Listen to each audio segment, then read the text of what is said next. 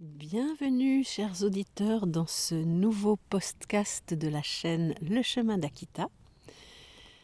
Aujourd'hui, je vais vous partager avec vous la deuxième partie de l'histoire de mon cheval Diamant, dont j'ai parlé déjà la semaine dernière. Et je vais parler aujourd'hui d'une expérience bouleversante que j'ai vécue avec lui. Et en préambule à cette histoire, j'aimerais dire que parfois avec les chevaux, on vit des moments d'une intensité bouleversante qui ne sont pas des moments qui durent. Mais quand on en parle, on pourrait en parler des heures, tellement ces instants de grâce qu'on peut vivre avec les chevaux nous bouleversent, nous invitent à nous questionner sur la vie, ou nous ont remis le pied à l'étrier, comme on dit, ou nous ont permis de nous redresser, et tout d'un coup, ces instants qui n'ont pas duré éternellement prennent le goût de l'éternité, dans le sens où ce sont des souvenirs qui restent gravés tout au fond du cœur, et quand on se replonge dans le souvenir, toute la richesse de ce moment s'élève pour pouvoir la partager avec d'autres.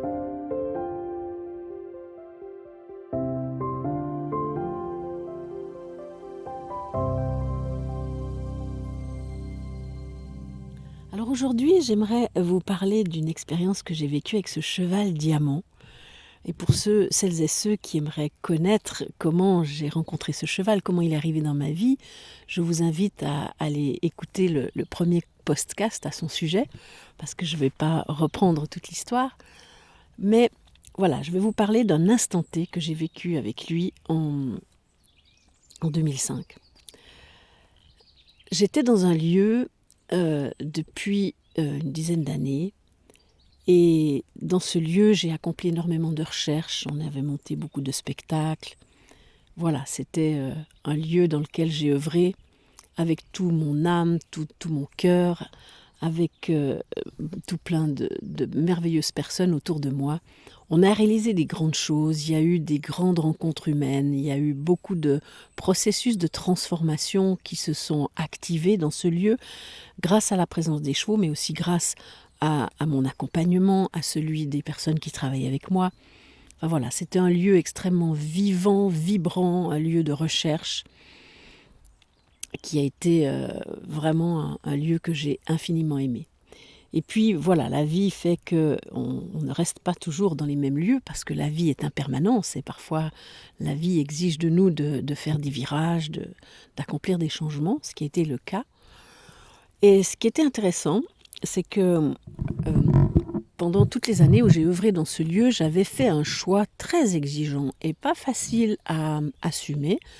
C'était de ne pas servir d'alcool dans le lieu, afin d'éviter de devoir gérer des débordements au niveau des substances qui impactent la fréquence vibratoire des lieux, parce que tout d'un coup, il y a des pertes de conscience, il y a des comportements inadéquats qui se présentent sous l'emprise de l'alcool ou de la drogue. Donc c'était un lieu en fait sans substance. Bon, c'était un parcours très exigeant parce qu'évidemment peu de monde peuvent comprendre ça. Et la consommation de l'alcool est tellement passée dans les mœurs que je pouvais des fois paraître pour quelqu'un d'un peu bizarre. Voilà. Enfin, je l'ai pleinement assumé, sans aucun regret, parce que c'est vrai qu'il y a toujours eu vraiment un bain particulier dans cet espace. Et puis, je ne me sentais pas la force de devoir gérer ces débordements. Et quand j'ai décidé de partir et que j'ai trouvé un autre endroit pour me déplacer avec mon travail, mes chevaux et mon ex-mari, j'ai cohabité dans ce lieu pendant une année avec les repreneurs qui étaient là. Et puis, c'était vraiment intéressant parce que c'est une merveilleuse personne qui a repris le lieu, qui est une chère amie et qui œuvre aussi pour le plus haut bien des chevaux, des humains, et c'est une personne que j'estime énormément. Et en même temps, voilà, tout était très différent.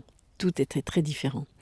Et à un moment donné, il y a eu une journée qui avait pour vocation d'accueillir les nouveaux arrivants. Et j'avais proposé de faire une petite présentation du travail des chevaux en liberté, avec certains élèves et avec moi-même également.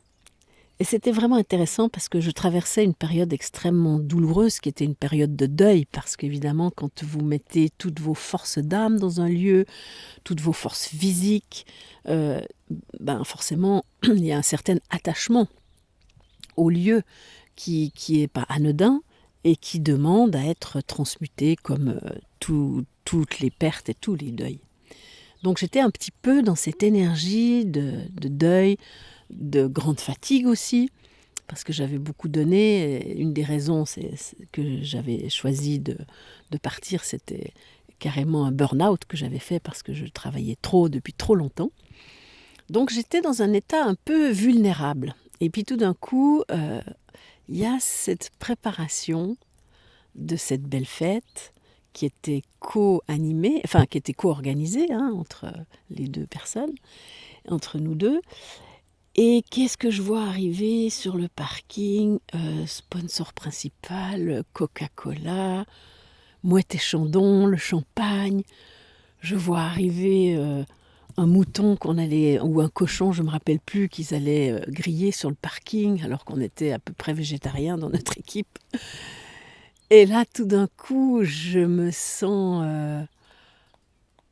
c'était une épreuve extraordinaire pour moi d'assister à ça, tant la différence était énorme.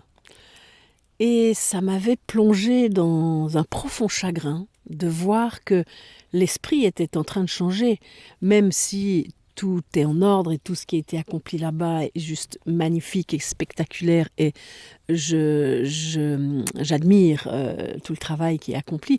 Mais voilà, dans cet instant T, dans l'état où j'étais, c'était une lourde épreuve que de voir ça. Comme si je me sentais envahie dans l'âme par quelque chose qui n'avait rien à voir avec l'esprit que j'avais soigneusement cultivé pendant toutes ces années. Et c'était très intéressant parce qu'il s'agissait d'être debout ce jour-là, aux côtés de cette personne pour qui j'avais un immense respect. Mais comment me redresser dans ce moment-là? Et je me suis posé la question, qu'est-ce qui te ferait du bien maintenant? Qu'est-ce qui te ferait du bien maintenant? Et la seule chose qui s'élevait dans mon esprit, c'était de rejoindre Diamant et de passer un moment avec Diamant. Et c'est ce que j'ai fait. Je suis descendue, j'ai monté mon cheval et je me suis tenue en face de l'espace dans lequel il y avait les tentes qui se montaient avec les sponsors Moët et Chandon, Coca-Cola, tout ça. Et j'étais là, sur mon cheval, dans l'immobile. Et mon cheval était particulièrement connecté à moi. Et ce qui était totalement phénoménal, c'était la guérison intérieure, le sentiment de guérison intérieure que j'ai vécu dans ce moment-là sur Diamant. C'est-à-dire que tout d'un coup, je me suis sentie digne, je me suis sentie noble, je me suis sentie solide intérieurement, je me suis sentie bienveillante à l'égard de ce que je voyais. C'est comme si mon regard s'était transformé. Tout ce qui m'avait anéanti parce que je portais un regard d'une certaine couleur sur cette situation, eh bien, le fait d'être sur Diamant, dans ma verticale d'être humain, m'avait offert cet espace de retournement du regard. Et ce retournement a fait que j'ai bénéficié de la grâce de l'acceptation, la pleine acceptation, comme si j'avais fait, vous voyez, un deuil en accéléré. Et l'acceptation est finalement la dernière étape du deuil. On passe par les 4 autres étapes qui est la négociation, la colère, le désespoir. Enfin voilà, il y a d'autres étapes avant cette étape de l'acceptation qui libère. Mais c'est comme si mon cheval diamant, qui lui ne pose aucun regard sur rien du tout de particulier, qui est dans une cohérence cardiaque parfaite et qui était parfaitement connecté à l'âme en moi, avait participé à cette transmutation de cette plongée dans le chagrin, dans le désespoir. Et ça, c'était vraiment quelque chose qui m'a marqué toute ma vie.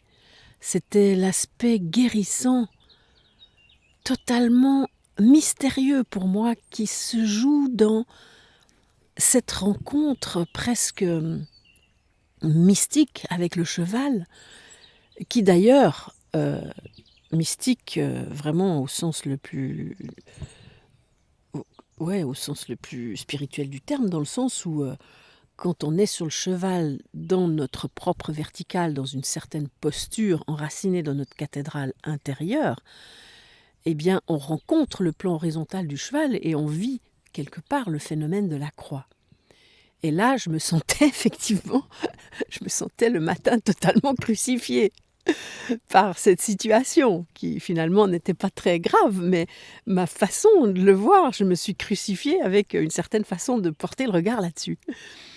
Et donc, mon diamant, de par sa présence totale, de par cette connexion totale qu'il m'a offert, m'a vraiment permis de transmuter ce moment. Et c'était très intéressant parce que je suis descendue, j'étais de nouveau lumineuse, contente de cette journée, heureuse d'accueillir mon ami dans ce lieu. Et l'après-midi, c'était très intéressant parce que évidemment j'ai présenté mon travail de Monter en Liberté que j'avais accompli avec mes élèves toutes ces années. Mes élèves ont fait des présentations absolument magnifiques. Et puis à un moment donné, je décide de présenter mon cheval diamant.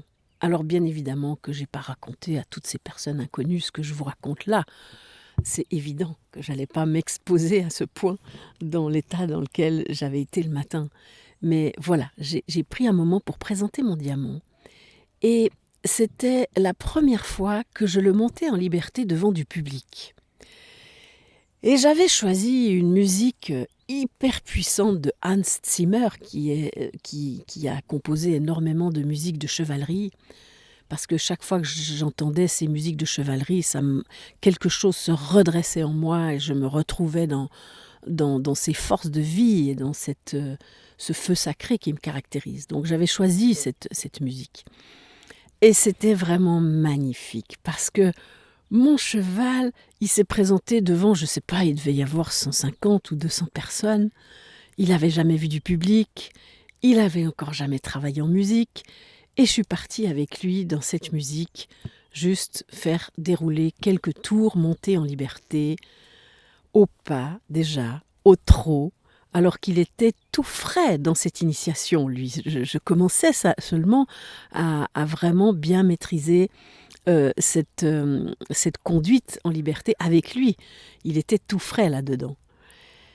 Et il s'est passé quelque chose d'extraordinaire parce que au fur et à mesure où la musique se déployait dans l'espace, où Diamant déployait son mouvement dans l'espace avec une extrême précision, il s'est passé une conversation d'une seconde avec lui parce qu'à un moment donné, la musique, elle passait dans un tempo de galop, une pulsation du galop.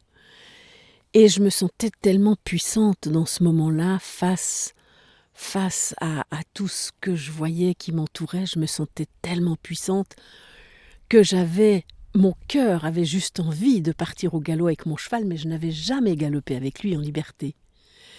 Mais Diamant a perçu cette envie de l'âme de galoper avec moi en liberté. Et au moment où la musique a passé dans le tempo du galop, Diamant s'est glissé dans le galop. complètement naturellement. Et c'était tellement puissant ce que j'ai ressenti à ce moment-là. Vous voyez, c'était comme un sentiment de liberté totale. Et quand je parle de liberté, là, je parle pas de la liberté de faire ce que je veux, quand je veux, comme je veux, avec qui je veux. Non, non, non, non, non, non, non, non. C'était un sentiment de liberté qui concernait... En fait, je venais de me libérer du carcan de mon mental qui avait posé un regard d'une certaine couleur sur une situation et qui m'avait fait plonger dans des vibrations très très basses. Et en fait, Diamant m'avait permis de pratiquer le retournement en moi-même par un changement de regard sur la situation qui a réactivé les forces de vie, de dignité qui nous offrent ce sentiment royal de liberté. Parce que on n'est pas du tout responsable des événements qui nous rencontrent dans la vie. Bien évidemment, on peut dire que nous passons notre vie à subir des événements qui ne sont pas confortables, à subir des décisions qui sont prises sans notre consentement dans tous les domaines de notre vie, à subir des systèmes qui nous broient un peu plus chaque jour. Bien sûr, on subit tout ça. Par contre, si on reste dans ce sentiment de subir et d'être victime des événements, finalement, on se meurt petit à petit, on s'étiole, les forces de vie s'éteignent en nous. Et ce que Diamant m'a vraiment montré ce jour-là, c'est que je ne suis pas responsable des événements. Bien sûr, je ne peux pas forcément les changer, je n'ai pas de pouvoir sur les événements. Mais j'ai un pouvoir sur la manière dont je les regarde, ces événements. Et là, dans un espace très court, il m'a permis de vivre d'une part l'expérience de... J'ai vécu le matin l'expérience de l'émotion que générait le regard négatif que je portais sur la situation, et peu importe la situation, c'est pas ça qui importe. Et puis après, en étant sur son dos, Diamant m'a permis de vivre ce que ça change en moi quand j'ajuste mon regard, quand je le transforme mon regard. Tout d'un coup, la vie est de nouveau au rendez-vous en moi. Je ne me sens plus victime de rien du tout. Je me sens responsable de ma joie. Je me sens responsable de manifester ma puissance et ma dignité et ma noblesse dans le monde. Et voilà ce que Diamant m'a offert comme enseignement ce jour-là. Et c'est vraiment très intéressant parce que ça, je l'ai vécu il y a fort longtemps, il y a presque 20 ans. Vous vous imaginez, cette expérience, je l'ai vécue il y a presque 20 ans. Et Dieu sait si cet enseignement, il est totalement actuel. Regardez comme les événements nous échappent à tous les endroits de l'existence. Tout nous échappe en ce moment. Et tout semble sombre et tout est compliqué aujourd'hui. Mais voilà, ce qu'on peut préserver, c'est la maîtrise de nos pensées, la maîtrise du regard qu'on porte là-dessus. C'est le choix de regarder les choses d'une certaine façon. C'est le choix de regarder même certaines choses ou de ne pas les regarder pour pas se laisser affecter. C'est le choix de choisir la nourriture mentale qu'on met dans notre cerveau. Qu'est-ce que je regarde sur les réseaux sociaux? Qu'est-ce que je regarde sur les chaînes, dans les séries? Avec quoi je nourris mon cerveau? Parce que suivant la nourriture que je vais apporter dans mon cerveau, forcément, on va prendre le risque d'enclencher une pensée troublante. Et c'est cette pensée-là qui va générer notre émotion, qui va faire baisser notre vibration et qui va finir peut-être par nous anéantir. Donc si vous voulez, les chevaux, toute mon existence, je me rends compte, après 40 ans de recul, qu'ils ont été mes maîtres. C'est comme si mes guides mes guides dans le monde subtil, ou le divin, ou le Christ, il était descendu dans la fréquence du cheval pour m'initier, pour être sûr que j'embrasse cette initiation. Parce que peut-être qu'avec le caractère que j'ai, si j'avais pas eu les chevaux sur ma route, j'aurais jamais pris cette tangente du monde spirituel et d'une recherche spirituelle. Et j'en rigole quand je vous en parle parce que vraiment, mes chevaux ont été des maîtres spirituels, je peux le dire. Et ils m'ont initié, ils m'ont forgé, ils m'ont façonné. Et encore aujourd'hui, ils sont là à mes côtés, en train de me faire me lever le matin quand c'est difficile pour moi de me lever, parce que je replonge encore quelquefois dans le doute, je replonge dans certaines choses qui sont encore à illuminer. Donc voilà ce que je voulais partager avec vous aujourd'hui. Et je rappelle que je suis toujours dans cette clairière silencieuse, à l'abri des regards, à l'abri des oreilles des humains, à l'heure où je vous l'enregistre. Après, je le lance évidemment dans la nature, donc ça va tomber dans des oreilles. Mais à l'heure où je vous enregistre cela, je suis dans un bain de sécurité profond. Et je me sens dans une profonde gratitude que la vie m'ait offert l'occasion d'acquérir ce petit lopin de forêt, de clairière, pour pouvoir avancer intérieurement avec mes compagnons, les chevaux. Voilà, je vous souhaite à tous et à toutes qui ont écouté ce petit podcast une toute belle journée. Et j'espère que ces propos vont résonner aussi dans vos parcours, ou peut-être vous donner un petit peu de courage, ou peut-être vous permettre d'ajuster un regard sur une situation ou sur une personne pour que vous puissiez cultiver votre dignité humaine et cultiver la noblesse du cœur. Alors voilà, je vous demanderai encore, si ça vous a touché, de ne pas oublier, parce que des fois quand on est touché, revenir dans le monde de la réalité matérielle, c'est pas facile, mais je vous demanderai de mettre un petit pouce, de faire partager cette petite vidéo si elle vous a touché, et puis peut-être de vous abonner, d'aller voir d'autres petites histoires pour soutenir cette chaîne et me permettre de m'aider à faire circuler toutes ces petites histoires qui me tiennent à cœur de partager, parce que elles partent d'un endroit de tendresse en moi, elles partent de mon cœur, elles partent de tous les souvenirs que j'ai de ces êtres si merveilleux. Alors merci pour le pouce, merci pour la petite cloche, merci de vous abonner, merci de faire circuler, gratitude et toute belle journée à vous.